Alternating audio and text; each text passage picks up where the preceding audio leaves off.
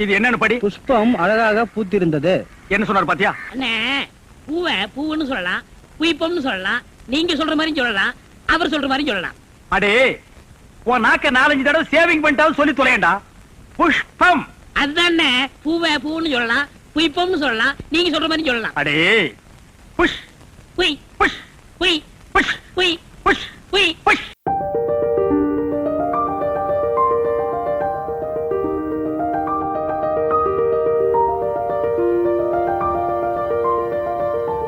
Hi hello. So இந்த 2 நாளாக பயங்கர ஹாட்டாக ஒரு விஷயம் போயிட்டுருக்கு. என்னென்னா, மத்திய அரசை மத்திய அரசை ஒன்றிய அரசுன்னு சொல்கிறதா மத்திய அரசுன்னு சொல்கிறதா அப்படிங்கிறது.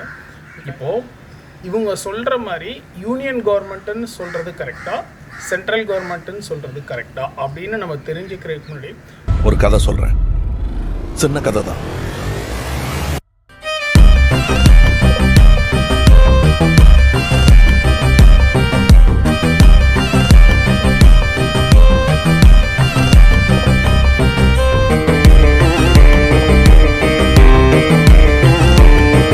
சரிங்களா? இப்போ வந்து இந்தியன் கான்ஸ்டிடியூஷன் வந்து 1950 அடாப்ட் ஆச்சு. ஓகேங்களா? ரைட் ஃப்ரம் அதாவது இண்டிபெண்டன்ஸ் ஆனதுலேருந்து லேட் 1960s வரைக்குமே, ஒரு 1965, 69, 70 அந்த பீரியட் வரைக்குமே ஆல்மோஸ்ட் எல்லா ஸ்டேட்ஸ்லையுமே காங்கிரஸ் கவர்மெண்ட்டு தான் ரூல் பண்ணிகிட்டு இருந்தாங்க. ஸோ இட் வாஸ் ஒரு சிங்கிள் பார்ட்டி டாமினேஷன் தான் இருந்தது. ஒரு நேஷனல் பார்ட்டி தான் ஸ்டேட்ஸையும் ரூல் பண்ணிக்கிட்டு இருந்தாங்க. அப்படி இருந்த அந்த ஒரு வழிவகையில் அந்த ஒரு வழிமுறையில் தான் மத்திய அரசுன்ற ஒரு விஷயம் வந்து ஸ்ட்ரெங்தன் ஆகிடுச்சு. ஆனால் ஒரு 1960s மேலே வந்து பிராந்திய கட்சிகள், ரீஜனல் பொலிட்டிக்கல் பார்ட்டிஸ் வந்து அப்கமிங் நல்லா டெவலப் ஆகி சென்ட்ரல் கவர்மெண்ட்டை ஆர் நேஷனல் பார்ட்டியை எதிர்த்து கொஸ்டின் பண்ண ஆரம்பித்தாங்க. ஏன்னா இந்த நேஷனல் பார்ட்டி ரூலில் வந்து ஸ்டேட்டோட நீட்ஸை வந்து அவங்க ஃபுல்ஃபில் பண்ணலை. அதாவது எப்போவுமே இந்தியாவில் வந்து நிறைய ஸ்டேட்ஸ் இருக்குது, நிறைய பல வகைப்பட்ட மக்கள் இருக்காங்க, பன்முகத்தன்மை கொண்டது. ஒருத்தருக்கும் அவங்களோட நீட்ஸ், அவங்களோட தேவைகள், ரைட், அவங்களோட அந்த சிச்சுவேஷனல் கான்டெக்ஸ்ட்ன்றது வேறு. இதை வந்து ஒரு சென்ட்ரல் கவர்மெண்ட் அண்டர்ஸ்டாண்ட் பண்ணிக்கலை. பிகாஸ் ஏன்னா அந்த சென்ட்ரல் கவர்மெண்ட்டுங்கிறது ஒரு நேஷனல் பார்ட்டி, அதுதான் வந்து எல்லா ஸ்டேட்லேயும் ரூலிங் பார்ட்டியாகவும் இருந்தது. அந்த காலகட்டத்தில் ஆரம்பிச்சது தான் அந்த மத்திய அரசுங்கிற ஒரு விஷயம். பட் ஆனால் காஞ்சியிலே ஒரு புத்தன் பிறந்தான், கொண்ட கருணையினால் எங்கள் நெஞ்சில் நிறைந்தான். காஞ்சியிலே ஒரு புத்தன் பிறந்தான், கொண்ட கருணையினால் எங்கள் நெஞ்சில் நிறைந்தான்.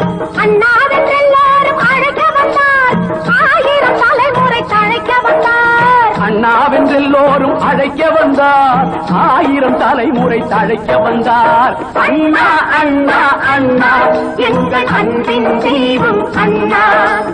அண்ணா அண்ணா அண்ணா எங்கள் அன்பின் தெய்வம் அண்ணா.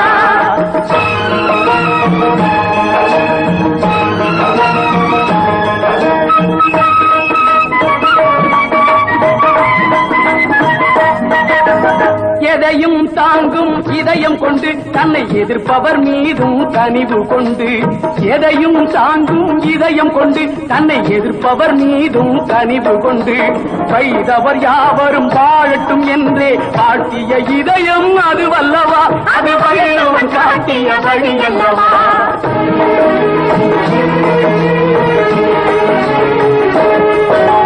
மாற்றான் தோட்டத்து மல்லிகைக்கும் நல்ல மனம் உண்டு என்றே சொல்லியவர்.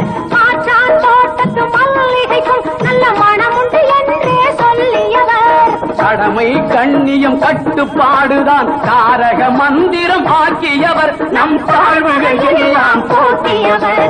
அண்ணா அண்ணா அண்ணா. எப்போ வந்து ரீஜனல் பார்ட்டிஸ் எல்லா ஸ்டேட்ஸ்லையும் அண்ட் மோர் ஸ்பெசிஃபிக்கலி சதர்ன் ஸ்டேட்ஸில் டாமினேட்டிவாக வர ஆரம்பித்தாங்களோ அப்போ தான் வந்து அந்த நேஷனல் பார்ட்டியோட ஹோல்டு வந்து குறையுது. ஆல் ஓவர் த கண்ட்ரி குறையும் போது இந்த ரீஜனல் பார்ட்டிஸ் தங்களுக்கான அதிகாரம், தங்களுக்கான அந்த சுய ஆட்சி, அட்டானமி வேணும் அப்படிங்கிறத வந்து ரொம்ப ஸ்ட்ராங்காக கேட்க ஆரம்பித்தாங்க. அப்படி கேட்க ஆரம்பிக்கும் போது தான் ஒரு விஷயமும் வந்து இவால்வ் ஆகுது. சில விஷயம் புதுசாக இவால்வ் ஆகுது, சில விஷயம் ஆல்ரெடி கான்ஸ்டிடியூஷனில் சொல்லப்பட்டதே நடைமுறையில் சரியாக ப்ரொஜெக்ட் பண்ணப்படலை அப்படிங்கிற விஷயத்தை இந்த பிராந்திய கட்சிகள் ரீஜனல் பார்ட்டிஸ் வந்து எடுத்து வெளியில் பேச ஆரம்பிக்கிறாங்க. அப்படி பேச ஆரம்பிக்கும் போது தான் அறிஞர் அண்ணா காலத்தில் இருந்து இந்தியா அப்படிங்கிறது வந்து ஒரு யூனியன் ஆஃப் ஸ்டேட்ஸ், அதனால் சென்ட்ரல் கவர்மெண்ட்டுன்னு சொல்கிறத விட யூனியன் கவர்மெண்ட் அப்படின்னு சொல்கிறது தான் கரெக்டு அப்படிங்கிற பாயிண்ட் அங்கே தான் ஸ்டார்ட் ஆகுது இல்லைங்களா? ஃபைன். இப்போது கான்ஸ்டிடியூஷனில் என்ன சொல்லியிருக்காங்க அப்படின்னு பார்த்தீங்கன்னா, கான்ஸ்டிடியூஷன்லேயுமே union of states, right, union minister, union government, union legislature, union executive, இந்த டேர்ம்ஸ் தான் யூஸ் பண்ணியிருக்காங்களே தவிர எங்கேயுமே central government, central executive, central legislature, central judiciary அப்படி சொல்லப்படவில்லை. ஸோ இப்போது டிஎம்கே பார்ட்டிஸ் இவங்க மெயினாக சொல்கிற அந்த யூனியன் கவர்மெண்ட்டுங்கிற விஷயம் ரொம்ப ஒரு சரியான ஒரு நாமன்க்ளேச்சர், ஒரு சரியான டேர்ம். அதில் வந்து எந்த ஒரு மாற்று கருத்துமே கிடையாது. இது வந்து யூனியன் கவர்மெண்ட்டு தான். Constitutionally also it's a union government, it's not a central government. இது வந்து ரொம்ப clear cut. Fine. And really இதை வந்து நம்ம அப்ரிஷியேட் பண்ணணும். டிஎம்கே கவர்மெண்ட் வந்து ரொம்ப சாலிடாக இதை எடுத்து வெளியில் பேசுகிறாங்கன்றத ரொம்ப அப்ரிஷியேட் பண்ண வேண்டிய ஒரு விஷயந்தான். பட் ஆனால் இங்கே சில பிரச்சனைகள், என்னென்ன பிரச்சனைகள் இருக்குது, என்னென்ன வெளியில் காட்டப்படுது, என்னென்ன வெளியில் காட்டப்படலை அப்படிங்கிற விஷயங்களை பற்றி இப்போ ரொம்ப டீப்பாகவே அனலைஸ் பண்ணலாம். அண்ட் ஸ்பெசிஃபிக்காக இந்த அனாலிசிஸ் உங்களுக்கு ஜிஎஸ் பேப்பருக்குள்ளே ரொம்ப ரொம்ப ஹெல்ப்ஃபுல்லாக இருக்கும். And it is to be compared with US constitution. ஏன்னா இவங்க எல்லாருமே பேசும்போது அந்த அமெரிக்கன் கான்ஸ்டிடியூஷனை ரெஃபரன்ஸ் வச்சு தான் பேசுகிறாங்க. அது எல்லாமே நான் டீட்டெயிலாக இங்கே இப்போது எக்ஸ்பிளைன் பண்ண போகிறேன். Right, fine. இப்போது இந்தியன் ஃபெடரலிசமுக்கும் அமெரிக்கன் ஃபெடரலிசமுக்கும் என்ன டிஃபரன்ஸ், பேசிக்காக அந்த டிஃபரன்ஸை வந்து நம்ம புரிஞ்சுக்கணும். இப்போ வந்து India shall be a union of states.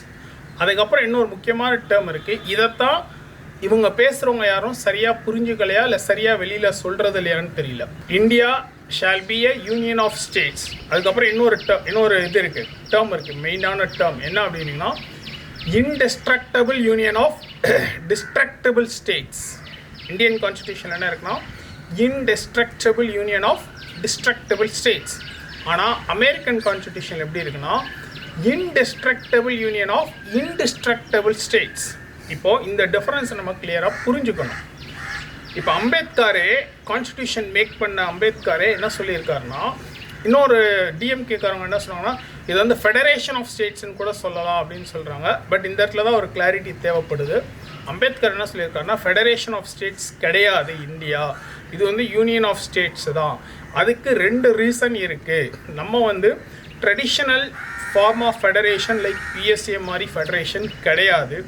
ரெண்டாவது வந்து நம்ம இந்த ஸ்டேட்ஸ் எல்லாம் வந்து எதுவும் அக்ரிமெண்ட் சைன் பண்ணி சேரலை. அக்ரிமெண்ட்ஸ் இப்போ யூஎஸ்ஏல வந்து பார்த்திங்கன்னா எல்லா ஸ்டேட்ஸுமே ராட்டிஃபை பண்ணியிருப்பாங்க. சென்ட்ரல் இப்போ யூஎஸ்ஏல வந்து பார்த்திங்கன்னா ஒரு ஃபெடரல் கான்ஸ்டிடியூஷன் இருக்கும், ஒரு ஸ்டேட் கான்ஸ்டிடியூஷன் இருக்கும், ரைட். அண்ட் எல்லா ஸ்டேட் கவர்மெண்ட்டுக்குமே அமெரிக்காவில் அவங்கவுங்களோட தனி ரூல், அந்த ரூலிங் செட்டப், கவர்மெண்ட் செட்டப் இருக்கும். ஆனால் இந்தியாவில் நமக்கு அப்படி கிடையாது, ரைட். ஸோ இப்போ பேசிக்கலாக ஒரு கான்ட்ராக்ட் பிரேக்கிங் அப்படிங்கிறன்னா கான்ட்ராக்ட் சைன் பண்ணால் தான் பிரேக்கே பண்ண முடியும். அதான் கான்ட்ராக்சுவல் அப்ளிகேஷன் அப்படின்னு சொல்லுவோம். ஆனால் இந்தியாவில் அப்படி கிடையாது. எல்லா ஸ்டேட்ஸும் ராட்டிஃபை பண்ணி எல்லாம் கான்ஸ்டிடியூஷன் வரலை. அமெரிக்காவில் அப்படி கிடையாது. ராட்டிஃபிகேஷனோட தான் கான்ஸ்டிடியூஷன் வந்திருக்கு. அண்ட் அமெரிக்காவில் வந்து டியூவல் சிட்டிசன்ஷிப் இருக்குது. அந்தந்த ஸ்டேட்டுக்கு ஒரு சிட்டிசன்ஷிப் இருக்குது, ஃபெடரல் சிட்டிசன்ஷிப், கண்ட்ரிக்கு ஒரு சிட்டிசன்ஷிப் இருக்குது. அமெரிக்காவில் வந்து பார்த்திங்கன்னா உங்களுக்கு வந்து செப்பரேஷன் ஆஃப் பவர்ஸுங்க ரொம்ப கிளியர் கட்டாக இருக்கும், ரைட். அதே ஒரு ஸ்டேட்டுக்குமே எக்ஸிக்யூட்டிவ், லெஜிஸ்லேச்சர், ஜுடிஷியரி எல்லாமே ஒரு டிமார்கேஷன் ப்ராப்பராக இருக்கும். பட் ஆனால் நமக்கு இந்தியாவில் அப்படி கிடையாது.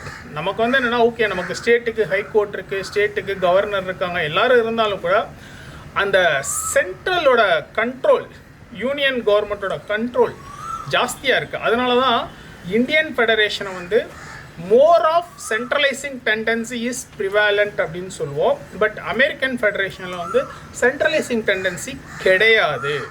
ரைட், பேசிக்காக இந்த டிஃபரன்ஸ் வந்து நம்ம கிளியராக புரிஞ்சுக்கணும். ஸோ இப்போ சீமான் அடிக்கடி சொல்லுவார் என்னன்னா, ஒன்றியம் தானம்மா இந்தியா.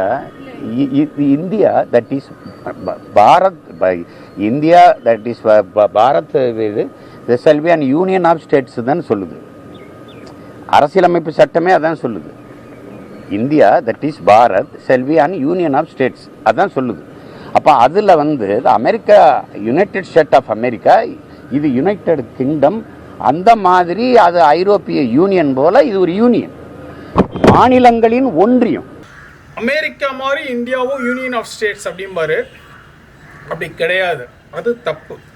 அமெரிக்கா மாதிரி இந்தியா வந்து யூனியன் ஆஃப் ஸ்டேட்ஸ் கிடையாது. அமெரிக்கா ஒரு செட்டப் வேற, இந்தியாவோட யூனியன் ஆஃப் ஸ்டேட்ஸ் அப்படிங்கிற செட்டப் வேற. ரைட், அதுக்கப்புறம் இன்னொரு இது நான் சொல்கிறேன் கேளுங்க. முன்னாடி யுஎஸ்எஸ்ஆர் அப்படின்னு இருந்தது, இப்போ யுஎஸ்எஸ்ஆர் பிரேக் ஆகிடுச்சு. அது எப்படின்னா United Soviet socialist states republics, United Soviet socialist states republics அப்படின்னு இருக்கும். அதாவது எல்லாமே குட்டி குட்டி ரிப்பப்ளிக், தனித்தனியாக குட்டி குட்டி ரிப்பப்ளிக், அதெல்லாம் சேர்ந்து தான் United Soviet socialist states republic அப்படின்ற மாதிரி வந்தது. அதுதான் யுஎஸ்எஸ்ஆர் அப்படின்னு சொல்லுவோம் இல்லையா. இப்போது அந்த மாதிரி இருந்ததுனால தான் அது உடஞ்சிருச்சு. அது வந்து யுஎஸ்எஸ்ஆர் வந்து உடஞ்சிருச்சு. பட் ஆனால் இப்போ யுஎஸ்ஏவும் உடையிறதுக்கான வாய்ப்புகள் நிறைய இருக்குது. பட் ஓகே, அது உடையலை அப்படின்றதுக்கு வேறு காரணங்கள் இருக்குது. அதுக்கும் நான் என்னன்னு சொல்கிறேன் கேளுங்க.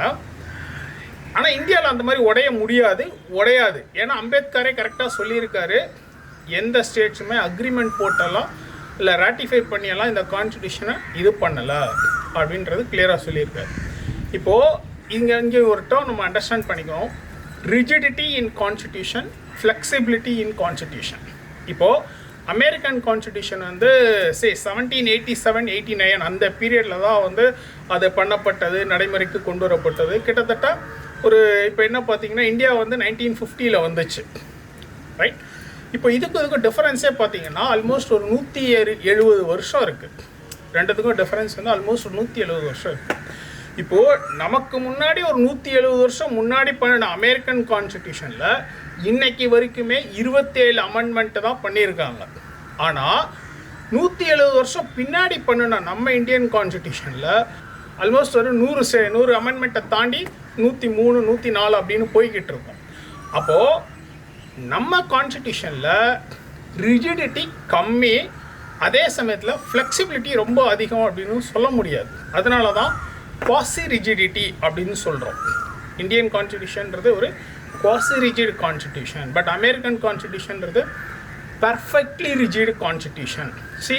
அமெரிக்கன் ஃபெடரேஷன்றது மதர் ஆஃப் ஆல் ஃபெடரேஷன். அது வந்து ஒரு பர்ஃபெக்டான ஒரு ஃபெடரல் செட்டப். ஆனால் அந்த மாதிரியான ஒரு பர்ஃபெக்ட் ஃபெடரல் செட்டப் வந்து இந்தியாவில் கிடையாது.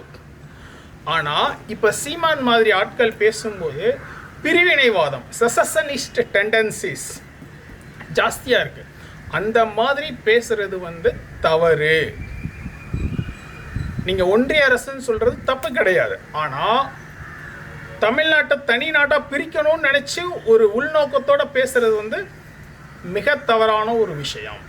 ஆனால் இதை தான் சீமான் மாதிரி ஆட்கள் என்ன பண்ணுறாங்கன்னா மறைச்சிட்டு, மக்கள் அவங்களுக்கு தெரியுமா தெரியலையா, தெரிஞ்சு மறைக்கிறாங்களா இல்லை தெரியாமல் தான் பேசுகிறாங்களான்னு தெரியல. இந்தியாங்கிறது யுனைடெட் ஸ்டேட்ஸ் ஆஃப் அமெரிக்கா மாதிரி யுனைடெட் ஸ்டேட்ஸ் ஆஃப் இந்தியா அப்படிங்கிற ஒரு கான்செப்டில் பேசிக்கிட்டே இருக்கிறாங்க. மக்களை வந்து தவறாக வழி நடத்துகிறாங்க. இப்போ நான் ஒரு சின்ன ரிலேஷன் கொடுக்குறேன். நம்ம இந்தியன் நேஷனல் மூவ்மெண்ட்டில் பார்த்தீங்கன்னா யுனைடெட் ஸ்டேட்ஸ் ஆஃப் இந்தியா அப்படின்னு ஒன்று வேணும்னு கேட்டது யாருன்னா first Hindustan socialist republic association, HSRA அப்படின்னு படிப்பீங்க நீங்கள் இந்தியன் நேஷனல் மூவ்மெண்ட் படிக்கும்போது. HSRA, சந்திரசேகர் ஆசாத் அதெல்லாம் படிக்கும்போது யூ வில் அண்டர்ஸ்டாண்ட். அவங்க வந்து ஃபஸ்ட்டு இந்தியாவில் வந்து அவங்க தான் அதை கேட்டாங்க, யுனைடெட் ஸ்டேட்ஸ் ஆஃப் இந்தியான்னு ஒன்று வேணும் அப்படின்னு கேட்டாங்க. பட் ஆனால் நம்ம வந்து யுனைடெட் ஸ்டேட்ஸ் ஆஃப் அமெரிக்கா மாதிரியோ USSR மாதிரியோ கிடையாது. நம்ம வந்து union of states, that is and indestructible union of destructible states. And நம்மளோட ஸ்டேட்ஸ் ராட்டிஃபை பண்ணியோ இல்லை அக்ரிமெண்ட் சைன் பண்ணியோலாம் வரல. இந்தியா அதாவது யூனியன் ஆஃப் ஸ்டேட்ஸ் அப்படிங்கிறது பர்ஃபெக்ட்லி கரெக்ட். யூனியன் கவர்மெண்ட்டுன்னு சொல்கிறது பர்ஃபெக்ட்லி கரெக்ட். அண்ட் டெஃபினட்டாக ஒரு ஸ்ட்ராங்கான ரீஜனல் பார்ட்டி மாதிரி டிஎம்கே மாதிரி ஒரு ஸ்ட்ராங்கான ரீஜனல் பார்ட்டி வந்து இந்த மாதிரி அசர்டைன் பண்ணுறது எப்போவுமே சென்ட்ரல் கவர்மெண்ட்டுக்கு ஒரு செக் பாயிண்ட்டு தான். இது நல்லது தான், இது பாராட்டப்பட வேண்டிய விஷயம் தான். ஆனால் இவங்க சில விஷயங்களை தவறாக மக்களுக்கு சொல்கிறதோ இல்லை தவறாக மக்களுக்கு காட்டுறதோ மக்கள் வந்து தெளிவாக இருக்கணும். இப்போ நம்ம வந்து சிவில் சர்வீசஸ் படிக்கிற ஸ்டூடெண்ட்ஸாக ஆஸ்பிரன்ஸாக பார்க்கும்போது இதெல்லாம் நம்ம புரிஞ்சுக்கணும். இதெல்லாம் டெஃபினட்டாக கொஸ்டினாகவே வரும். ஏன்னா உங்களுக்கு வந்து typologies of various constitution across the வேர்ல்டுன்னு சிலபஸ் இருக்குது GS2ல. ஸோ யூஎஸ்ஏவில் உள்ள ஃபெடரலிசமும் இந்தியாவில் உள்ள ஃபெடரலிசமும் கம்பேர் பண்ண சொல்லி தனியாகவே ஒரு 15 மார்க்கோ இல்லை 20 மார்க்கோவே கொஸ்டினாகவே வர்றதுக்கு ஸ்கோப் இருக்குது. ரைட். இப்போது நான் சில தவறுகளை மட்டும் நான் பார்த்த வீடியோஸ் இவங்கெல்லாம் பேசின வீடியோஸ்லேருந்து இங்கே கிளிப்பிங்ஸ் போட்டுட்டு அது என்ன அப்படின்னு சொல்கிறேன். இப்போ ஃபஸ்ட்டு இந்த கிளிப்பிங் பாருங்கள். இந்த டிவிஷன் ஆஃப் பவர் சொல்லுவாங்க இல்லையா, இது லெஜிஸ்லேட்டிவ், இது எக்ஸிக்யூட்டிவ், இது ஜுடிஷியரின்னு. இவர் வந்து ஆலி செந்தில்நாதன், ஒரு டிஎம்கே சார்ந்த ஒரு நபர். அவர் வந்து இப்போ ரீசெண்டாக ஒரு 2 days முன்னாடி ஒரு விகடன் டிவியில் ஒரு இன்டர்வியூ கொடுத்துருந்தாரு. அதில் வந்து டிவிஷன் ஆஃப் பவர்ஸ்னால் வந்து எக்ஸிக்யூட்டிவ், லெஜிஸ்லேச்சர், ஜுடிஷியரி அப்படின்னு சொல்கிறாரு. பட் அது தப்பு.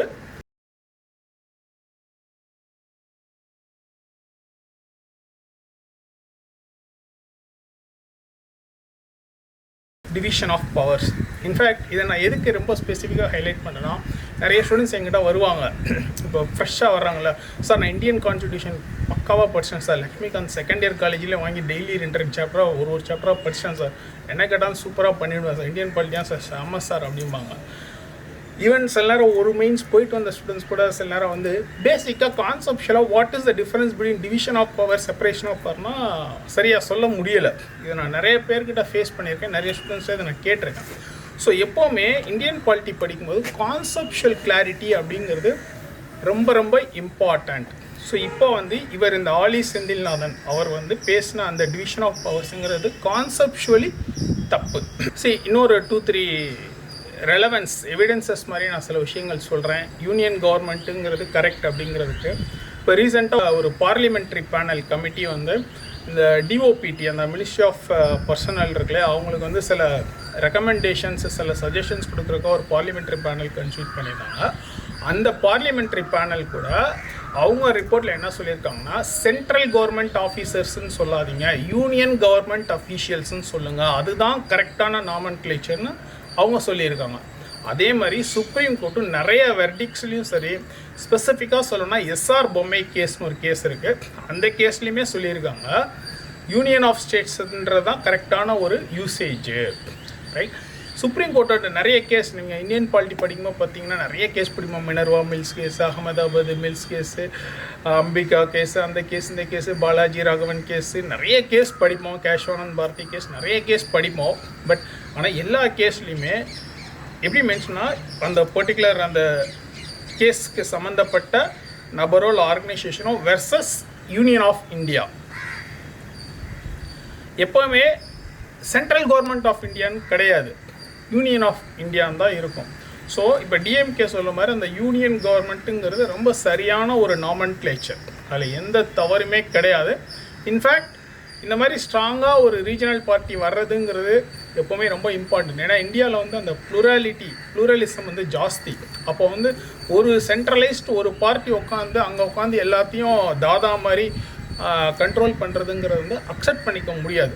அப்பப்போ இந்த மாதிரி ரீஜனல் பார்ட்டிஸ் வந்து ஸ்ட்ராங்காக அவங்களோட ரைட்ஸுக்காக வாய்ஸ் ரேஸ் பண்ணி தான் ஆகணும். அதில் வந்து மாற்று கருத்தே கிடையாது, டெஃபினட்டாக அப்ரிஷியேட் பண்ண வேண்டிய விஷயம். ஆனால் அதே சமயத்தில் இவங்க எல்லாருமே மக்களுக்கு தெளிவாகவும் சொல்லணும் கான்ஸ்டிடியூஷனில் என்ன சொல்லப்பட்டிருக்குன்னா. ஆனால் அங்கே தான் இவங்க எல்லாமே கொஞ்சம் லைட்டாக மாற்றி விட்டுறாங்க, ப்ளே பண்ணுறாங்க. But that is not acceptable. Right. And as a UPSC civil services aspirant நீங்கள் வந்து கான்செப்ஷுவல் கிளாரிட்டி கிளியராக இருக்கணும். அப்போ தான் எக்ஸாமில் ரைட்டிங் ஸ்கில்ஸ் கிடைக்கும், ஃப்ளோ ஆஃப் தாட் கிடைக்கும். சி அகெயின் ரைட்டிங் ஸ்கில்னால் என்னென்னா த தாட் ப்ராசஸ் தான். நீ எப்படி புரிஞ்சிருக்க, எப்படி அதை வந்து எக்ஸ்ப்ரெஸ் பண்ணுறங்கிற தாட் ப்ராசஸ் தான். ஸோ அது எப்போ வரும்னா அந்த கான்செப்ஷுவல் கிளாரிட்டி இருந்தால் மட்டும்தான் அந்த தாட் ப்ராசஸ் வரும். இப்போ போன வருஷம் கூட இப்போ 2020 மெயின்ஸில் ஒரு கொஸ்டின் கேட்டிருந்தாங்க, கம்பேரிசன் ஆஃப் கான்ஸ்டிடியூஷன் ரிலேட்டடாக இந்தியாவில் உள்ள ஸ்பீக்கர், இந்தியன் பார்லிமெண்ட்ரி சிஸ்டத்தில் உள்ள ஸ்பீக்கருக்கும் பிரிட்டிஷ் பார்லிமெண்ட்ரி சிஸ்டத்தில் உள்ள ஸ்பீக்கரையும் கம்பேர் பண்ணி ஒரு ஸ்டேட்மெண்ட் கொடுத்து ஒரு கொஸ்டின் வந்திருந்தது. ஸோ டெஃபினட்டாக இது வந்து மெயின்ஸுக்கு வர்றதுக்கு ரொம்ப ஒரு ப்ராஸ்பெக்டிவான கொஷின். ஈவன் ப்ரிலிம்ஸுக்குமே இந்த கான்செப்ஷுவல் கிளாரிட்டி டெஃபினட்டாக கொஷினாக வர்றதுக்கு ஸ்கோப்ஃபுல்லான ஒரு ஏரியா. Right, thank you.